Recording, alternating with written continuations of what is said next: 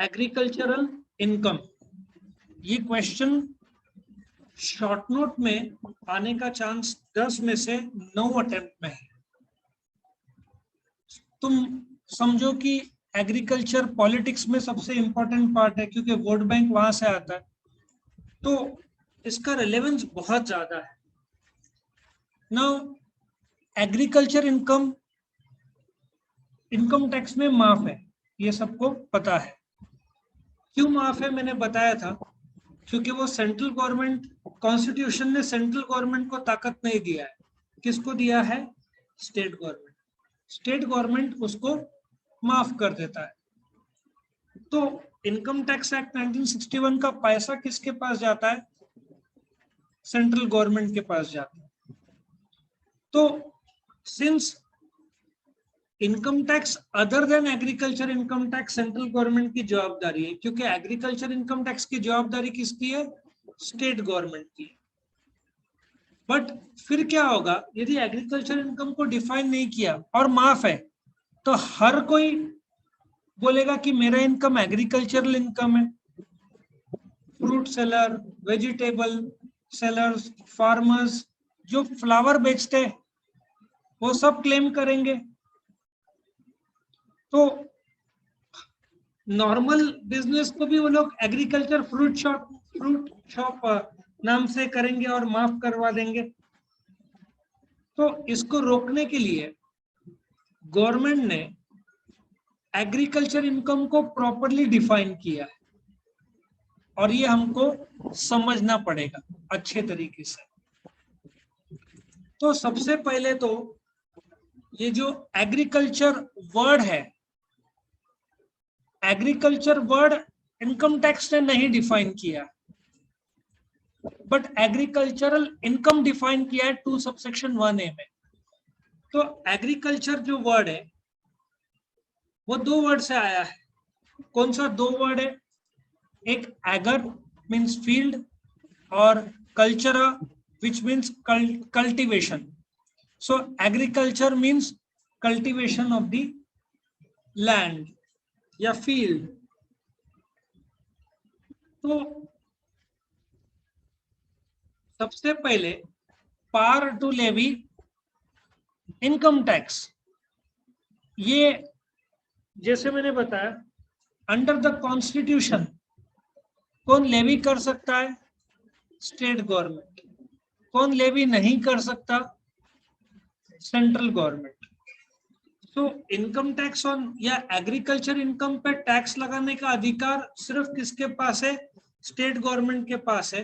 क्योंकि मैंने बताया था आर्टिकल नंबर आई थिंक 242, उसमें पहला लिस्ट जो था यूनियन लिस्ट, उसमें एंट्री नंबर 82 जो कॉन्स्टिट्यूशन में लिखा हुआ है, एंट्री नंबर 82 में वो ताकत क्या दिया हुआ है? Tax on income other than agriculture income. और एग्रीकल्चर इनकम पे टैक्स लगाने का अधिकार किसको दिया है? सिर्फ स्टेट गवर्नमेंट को। अब सिंस सेंट्रल गवर्नमेंट के अधिकार क्षेत्र के बाहर चला जाता है, तो सेक्शन 10 सब सेक्शन 1 उसको माफ कर देता है। उनके पास कोई ऑप्शन नहीं है माफ करने के अलावा, क्योंकि उनके वो अधिकार क्षेत्र में नहीं है। जैसे कि जो दारू पे टैक्स है, तुमने सुना होगा अलग अलग स्टेट्स में अलग अलग टैक्स है, टेक्निकल भाषा में उसको स्टेट एक्साइज बोलते हैं। दारू पे टैक्स लगाने का अधिकार सेंट्रल गवर्नमेंट के पास नहीं है। क्यों गोवा में लोग घूमने जाते हैं? दमन, बिकॉज यहाँ पे यूनियन टेरिटरी है कुछ जगह पे, आई थिंक अभी तो गोवा स्टेट हो गया है, लेकिन फिर भी वहां पे टैक्स रेट्स कम है इसलिए दारू सस्ता मिलता है। तो सेंट्रल गवर्नमेंट दारू पे टैक्स लगा नहीं सकता, स्टेट गवर्नमेंट्स लगाते हैं। इसलिए हर स्टेट में दारू का रेट अलग मिलेगा, क्योंकि स्टेट एक्साइज जो है वो स्टेट्स पर है। गुजरात में तो दारू बंदी है, लेकिन इफ यू चेक आउट जो स्टेट एक्साइज जिसको बोलते हैं वो दारू पे रहता है, बट वो अपना डिस्कशन ऑफ टॉपिक नहीं है। सो एग्रीकल्चर इनकम टैक्स पे टैक्स कौन लगा सकता है? सिर्फ स्टेट गवर्नमेंट, लेकिन वोट्स के लिए लगाता नहीं है। अब सवाल यह है कि एग्रीकल्चरल इनकम होता क्या है? इनकम टैक्स एक्ट 1961 ने एग्रीकल्चर को डिफाइन नहीं किया, बट एग्रीकल्चरल इनकम को डिफाइन किया है अंडर 2 सबसेक्शन 1A। ये जो agricultural income under section 2 subsection 1A जो है, उसको 3 भाग में बांटा गया है। अभी सबसे पहला ये पार्ट है, मैं एक एक करके तीनों पार्ट को डिटेल एक्सप्लेनेशन करूंगा। नाउ सबसे पहला क्या बोला है, पहला पार्ट एग्रीकल्चर इनकम के डेफिनेशन के 3 पार्ट्स है। जो फर्स्ट पार्ट है उसको भी मैं 3 पार्ट्स में बांटूंगा। सबसे पहले क्या लिखा हुआ है, इट मे बी रेंट और रेवेन्यू। तो एग्रीकल्चरल इनकम का जो डेफिनेशन है उसमें 3 भाग है। उसका पहला भाग यह है, इट मे बी रेंट और revenue derived from land which is situated in India and used for agricultural purposes। इसको एक्सप्लेन करने के लिए 3 भाग है। फर्स्ट पार्ट ध्यान से सुनना। अभी एक जमीन है, एक शेतकरी है। एग्रीकल्चर इनकम का 2 सबसेक्शन 1A का पहला पार्ट सबसे क्लैरिटी देता है, रेंट और रेवेन्यू। इसका मतलब तुम्हारे खेती है, मेरा एक स्टूडेंट अभी आने वाला है, उसका फार्मर है, उसके फादर, जमीन है, और दूसरे बैच में एक स्टूडेंट है जिसने अपनी जमीन भाड़े पे दी है। तो एक जमीन है जिसको तुमने या तो भाड़े पे दिया है, अब जो भाड़ा मिलता है खेती से सपोजिटली साल का ₹1,00,000 होगा और अनाज का 20% होगा कि तू मुझे काइंड में अनाज दे और 1,00,000 कैश दे। सो क्वेश्चन ये है, क्या काइंड में मिलता है तो क्या वो इनकम काउंट होता है? यस और no? The answer is absolutely yes. जो लोग टीवी में कार जीतते हैं ना भाई, उसका भी इनकम मार्केट वैल्यू निकाल के टैक्स भरना पड़ेगा, वो माफ नहीं कुछ रहता। इफ तूने कार जीता, काइंड कैश और काइंड दोनों रहता है इनकम टैक्स में। सो वो तो अलग टॉपिक है, लेकिन फिलहाल तुमको रेंट मिल रहा है, इन कैश और काइंड दोनों चलेगा। रेवेन्यू मतलब खुद शेतकरी की जमीन है, उसमें से वो जो भी फल फूल बेच रहा है। क्लियर? सो पहला रेंट पे दिया है तुमने, या तुम उसमें से कमा रहे हो रेवेन्यू फ्रॉम व्हाट? लैंड, जमीन। दूसरा, the land is situated in India. इसका मतलब तुम्हारी एक जमीन है श्रीलंका में, बेंटोटा करके एक जगह है, वहां पे तुम्हारी एक जमीन है, एग्रीकल्चर के लिए यूज हो रही है, वहां से तुमको कमाई हो रहा है। अब श्रीलंका भी चाय के लिए फेमस है, अभी तो श्रीलंका की हालत एकदम बैंड बजी हुई है, लेकिन वहां पे तुम्हारे चाय के बागान है, जमीन से तुमको चाय बेच के, चाय की पत्तियां बेच के पैसा आ रहा है। तो क्वेश्चन है कि क्या वो एग्रीकल्चर इनकम माना जाएगा? The answer is absolutely no, क्योंकि it is not situated in India. समझ में आ रहा है क्यों? Since it is situated outside India, वो तुम्हारा income from business and profession में दिखाया जाएगा कंपलसरी। और सबसे इंपॉर्टेंट तीसरा पार्ट है, the land is used for agricultural purposes. अब गवर्नमेंट ने इनकम टैक्स एक्ट 61 में एग्रीकल्चरल पर्पसेस को डिफाइन नहीं किया है, बट हम एग्रीकल्चर पर्पस को डिफाइन ऐसे कर सकते हैं, ये जमीन है, तुमने सुना होगा ये टाइम में जो जमीन में चावल उगाते हैं पहले उसको जलाते हैं, क्या तुमने सुना है? ये टाइम में जमीन को जलाएंगे और उसके बाद उसको खोदेंगे, उसमें बी डालेंगे, सीड्स, फर्टिलाइजर्स डालेंगे और फिर एक बार फसल उगेगी, इसको प्रूनिंग करके एक वर्ड है, मतलब यहां से कटिंग करेंगे, फिर पेस्टिसाइड्स डालेंगे। सो एग्रीकल्चर पर्पस के दो पार्ट्स है, एक है खोदना और फिर उगने के बाद उसको कटिंग और जो लाइन में लाना, ये सब एक्टिविटी को हम एग्रीकल्चरल पर्पसेस बोलेंगे। अब मेरा एक सवाल है तुमसे, सोच के बताना।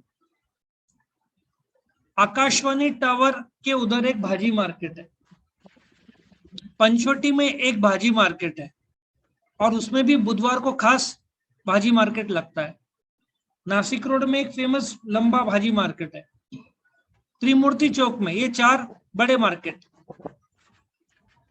जो भाजी वाले हैं, जो भाजी बेचते हैं, क्या हम एग्रीकल्चर इनकम का दर्जा देंगे? क्यों नहीं दे सकते?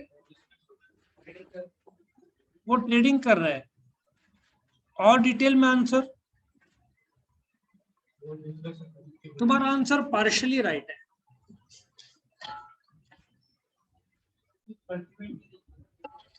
सबसे इंपॉर्टेंट ये आंसर है कि क्या जो भी शेतकरी है उसको मैं बाजू में रखता हूं, जो वेजिटेबल सेलर है क्या वो खुद जमीन से निकाल के बेच रहा है? क्वेश्चन ये है। ये लोग क्या करते हैं, वो जो कांदा मार्केट आरटीओ के उधर है ना, कौन सा मार्केट है वो? शरद पवार मार्केट है। तो मार्केट यार्ड बोलते हैं उसको। ये लोग तो रीसेलर है, ये लोग खुद भाजी नहीं उगाते हैं। सो इनकम टैक्स एक्ट में तुमको प्रूव करना पड़ेगा। कैसे प्रूव कर? वो 7/12 का उतारा, जमीन तुम्हारे नाम पे है नहीं है, ये सब तुमको प्रूव करना पड़ेगा। नहीं प्रूव कर सकते मतलब तुम रीसेलर हो, तो भाजी विक्रेता भी इनकम टैक्स के दायरे में आते हैं, उनको माफ नहीं है। पर इनकम टैक्स में बेटा पर मैं 50 बार बोलूंगा, शायद 500 बार, क्योंकि हर चीज के डायमेंशन है अलग अलग अलग। बुधवार को जो आते हैं पंचवटी में, उसमें बहुत सारे खुद फार्मर्स रहते हैं। देन द आंसर इज वो एग्रीकल्चर इनकम माना जाएगा। आजकल पिछले 2-3 साल से महाराष्ट्र गवर्नमेंट ने फार्मर्स को अलाउड किया है खुद से बेचने का मार्केट में, पहले अलाउड नहीं था। Now they can sell themselves. उसका एक उदाहरण बोलता हूं। आजकल तुमने देखा है एक महिला बचत घट है, सुना है? वैसे ही फार्मर्स लोग का एक खुद का दुकान रहता है, उसमें कम से कम 10 फार्मर्स चाहिए। ये लोग की गाड़ी आती है, मार्केट रेट से लोग सस्ता बेचते हैं। देखा है? मेरे को 2 से 3 जगह पता है। एक बिग बाजार के पीछे है ना, एक आकाशवाणी टावर, शेतकरी थेट शेतकरी ते ग्राहक, वो भी माफ होना चाहिए, क्योंकि वो फार्मर्स जमीन से उगा के खुद लेकर आते हैं, लेकिन वही किसी ने भाड़े पे लिया दुकान, तो वो टैक्सेबल रहेगा। सो बोलने का तात्पर्य यह है कि same income will be treated as agri and same income will be treated as non agri। तो सवाल यह है कौन सा इनकम? यदि फार्मर ने खुद जमीन से उगाया है तो उसको एग्रीकल्चर इनकम के तहत माफ होगा, लेकिन जो बेचता है रीसेलर, उसको माफ नहीं होगा। मेरा सेकंड सवाल, जो फ्रूट सेलर्स है उनका क्या? वो नॉन एग्री इनकम माना जाएगा। तीसरा, जो फ्लावर्स बेचते हैं नॉन एग्री, अनलेस उन्होंने खुद से कल्टीवेट किया। फर्स्ट पार्ट सबको समझ में आया? यस और नो? ओके, अभी क्वेश्चन क्या है तेरा, बोल।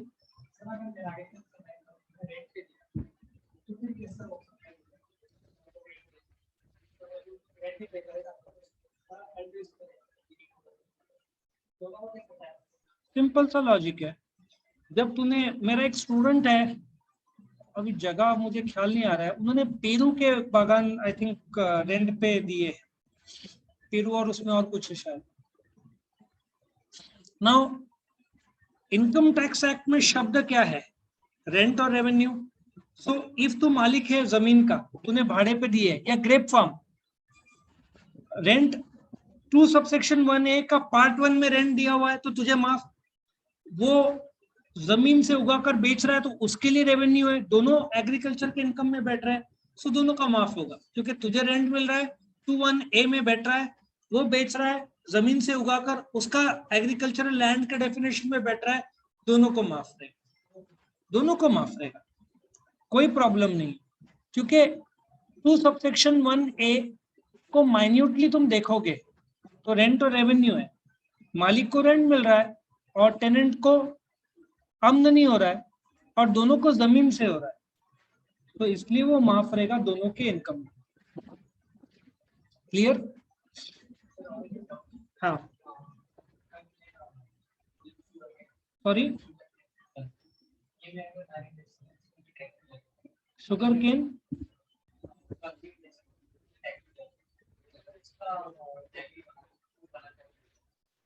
बढ़िया सवाल। अब मैं शुगर केन के बारे में कुछ चर्चा करूंगा, इस पे तो बहुत डिटेल चर्चा हो सकता है, but I keep it short. India world number 1 है शुगर केन का प्रोड्यूसर। तुम लोग कोल्हापुर में जाओगे तो तुमको sugar cane line to line मिल जाएंगे, किलोमीटर के किलोमीटर। और सबसे बेस्ट जैगरी जो तू बोल रहा है वो कोल्हापुर में मिलता है। सबसे बेस्ट वाइन इंडिया का नासिक में मिलता है, क्योंकि अंगूर के बागान है ना। तेरा जो सवाल था शुगर केन का, शुगर केन जब बनेगा तो वो एग्रीकल्चर इनकम माना जाएगा, गुड़ जब बनेगा वो नॉन एग्रीकल्चर इनकम माना जाएगा। लेकिन तेरा सवाल जो है वो पार्ट 2 में आता है, मैं बताता हूं पार्ट 2 का डेफिनेशन, ये रहा।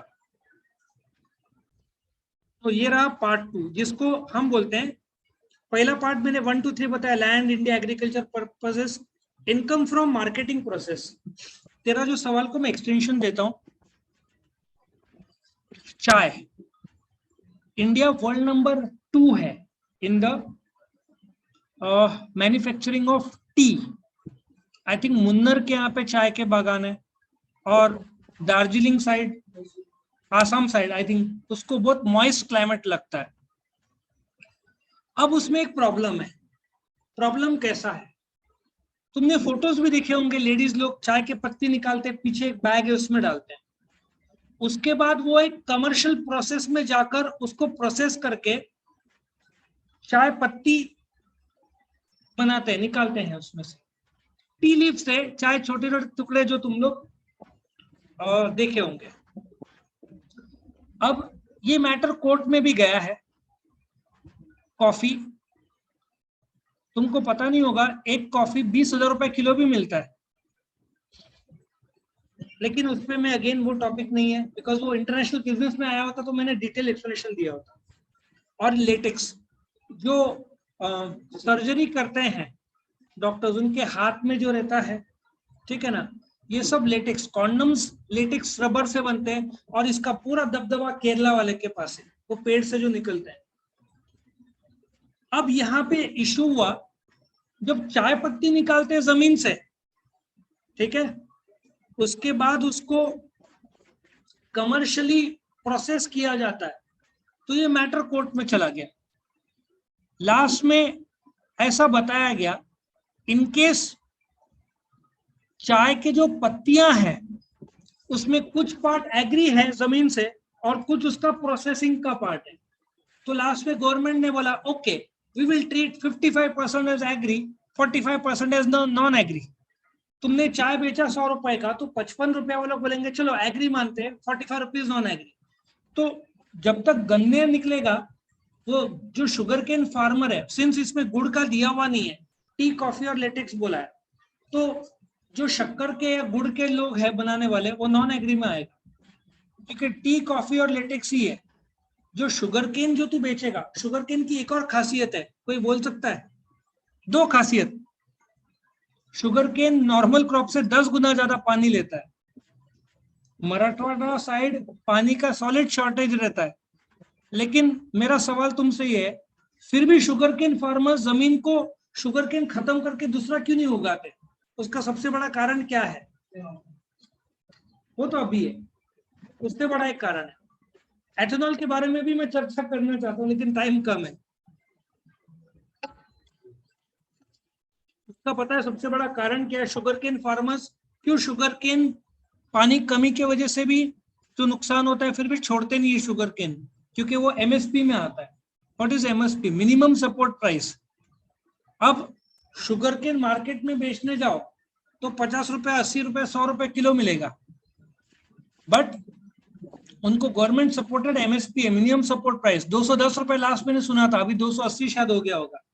सो जब वो शक्कर के कंपनी को बेचते हैं तो कम से कम शक्कर के कंपनी को एमएसपी, अभी मुझे चेक करना पड़ेगा क्या है, वो 210 लास्ट मैंने सुना था, अभी इलेक्शन आ रहा है तो बढ़ जाएगा, तो उतना देना ही पड़ेगा।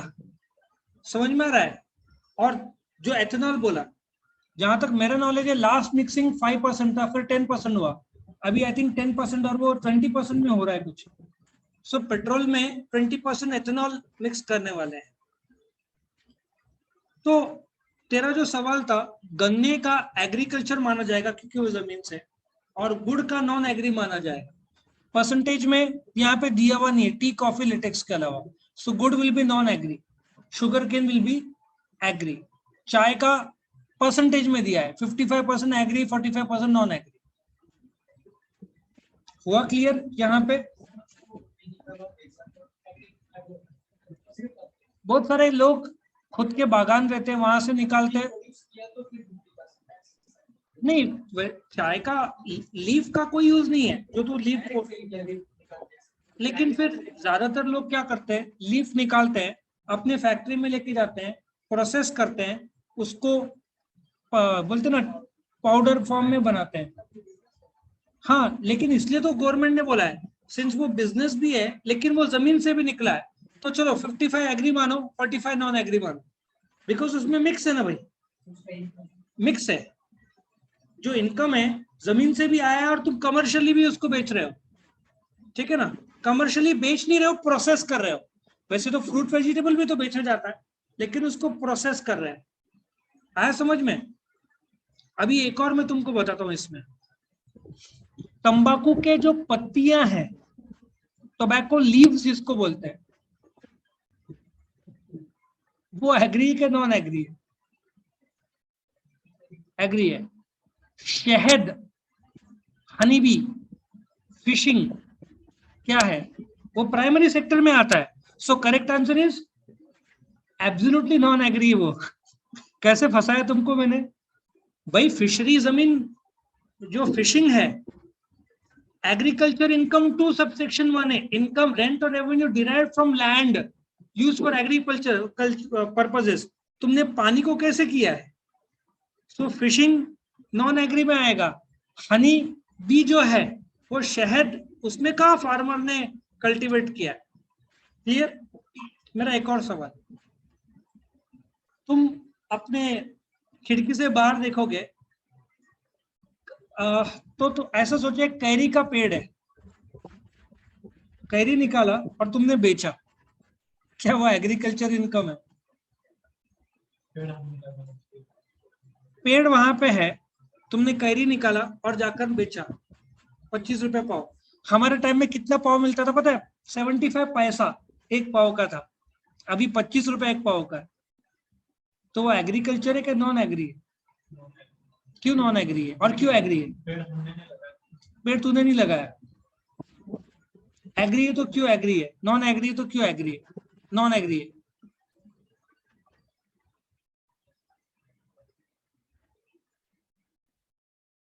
क्या तुमने बेसिक और सब्सिक्वेंट ऑपरेशन किए? नहीं। सो जंगली झाड़ विल बी नॉन एग्री, क्योंकि तुमने बेसिक सब्सिक्वेंट ऑपरेशन किए ही नहीं है। ऐसे बहुत डीपर है, तुमको इतना डीप जाने की जरूरत नहीं है। तुमको क्या समझना है कि पहली बात, रेंट और revenue derived from land situated in India used for agriculture purposes. अब income derived from marketing process में मैं एक और जोड़ना चाहता हूं। तंबाकू के जो पत्तियां हैं जब जमीन से निकलते हैं वो गीले रहते हैं। मार्केट गीले पत्तियां स्वीकारते नहीं है, मार्केट को क्या चाहिए, सूखे पत्तियां। Then it goes to the factory, वहां पे जैसे हवा है ना, ड्राइंग प्रोसेस होता है, फिर बेचते हैं। व्हाट अबाउट दैट फैक्ट्री जो प्रोसेस करता है, क्या वो एग्री है कि नॉन एग्री है? एब्सोल्युटली एग्री है वो। तुम बोलते हो सर आपने तो हमको कंफ्यूज कर दिया, जमीन की बात कर रहे थे अभी फैक्ट्री की बात कर रहे हैं। मैं बोलता हूं उसका कारण, जब जमीन से तंबाकू के पत्तियां निकलता है वो गीला रहता है, मार्केट वो लेने के लिए तैयार नहीं है, मार्केट को सूखा चाहिए, तो मुझे मजबूरन एक फैक्ट्री जो ड्रायर है वहां पे भेजना पड़ेगा। अब वो ड्रायर बिकॉज मार्केट स्वीकारता नहीं है गीला सूखा, तो उसको भी एग्रीकल्चर इनकम का बेनिफिट मिलेगा उस फैक्ट्री वाले को, बट वो एब्सोल्युटली एग्री चाहिए। लॉजिक समझ में आ रहा है?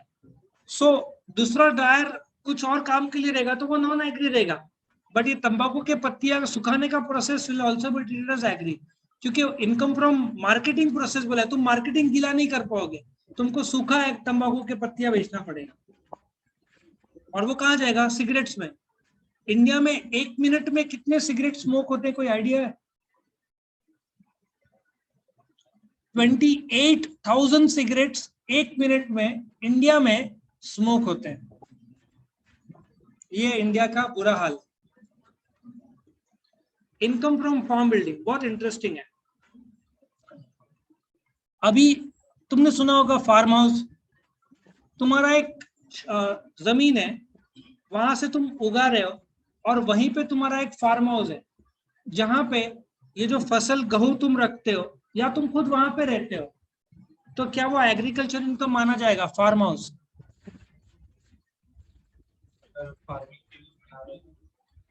फार्म हाउस तुम रह रहे हो, अगर फार्मिंग हो रही है तो हाँ वो एग्रीकल्चर इनकम में आएगा, क्योंकि तुम उस खेती की उधर है या बाजू में, प्रोड्यूस वहां पे रख रहे हो या रह रहे हो। जब अपन इनकम फ्रॉम हाउस प्रॉपर्टी लेंगे उसमें ये इसका रेंट माफ होगा, क्योंकि वो एग्रीकल्चर के दायरे में आता है, समझा? सो ये जो फार्म बिल्डिंग है उस खेती के यहाँ पे या बाजू में, तो वो भी एग्रीकल्चर इनकम माना जाएगा, या तो रेंट दिया है खुद रह रहे हो या एग्रीकल्चर प्रोड्यूस रख रहे हो, that will be treated as agriculture income. Therefore ये जो एग्रीकल्चरल इनकम है, ये देखो कितने बार एग्जाम में पूछा है और भी पूछते हैं। सो शॉर्ट नोट में ये 10 में से 9 अटेम्प्ट में आता है, इसको अच्छी तरीके से कर लेना। सो यहाँ पे एग्रीकल्चर इनकम हम लोग खत्म करते हैं।